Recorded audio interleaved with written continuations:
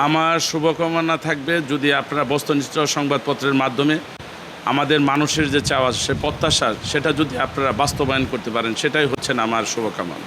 ৭১ TV লম্বা একটি সময়ের পরিক্রমায় আজকে ১৪তম বছর পার করে ১৫তম বর্ষে পদার্পণ করেছে। আমার ৭১ টিভির প্রতি সবসময় আশাবাদ ব্যক্ত থাকবে। তারা পূর্বে যেরকম সত্যনিষ্ঠ এবং সঠিক খবরগুলো সবসময় প্রকাশ করেছে, ভবিষ্যতেও এবং আজকে থেকে শুরু করে তারা তাদের সংবাদের প্রতি আরও অনেক বেশি যত্নশীল হবে এবং আমরা যারা নিয়মিত যারা দর্শক যারা আছি তারা ৭১-এর প্রতি আরও অনেক বেশি ভরসা রাখতে পারবো। ধন্যবাদ। ৭১ টিভি আরও ভালো সুন্দর সুষ্ঠু ভালোভাবে নিউজ করুক এবং প্রতিটা গ্রামগঞ্জে প্রতিটা এলাকায় বস্তুনিষ্ঠ সংবাদ পরিবেশন করে এই কামনা করি। আমি ৭১ টিভিকে ধন্যবাদ জানাচ্ছি যে ১৪ থেকে ১৫ বৎসর পদার্পণ করলো। আমি আমার ব্যক্তিগত পক্ষ থেকে শুভেচ্ছা এবং ধন্যবাদ জানাই।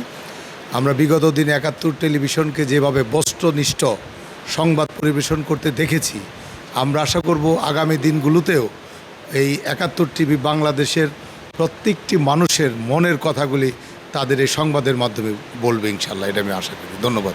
ওসি অপারেশন আমাদের পক্ষ থেকে আরও এগিয়ে চলুক চ্যানেল ৭১। আমরা চাই আরও বস্তুনিষ্ঠ সংবাদ মানুষের কাছে পৌঁছাক।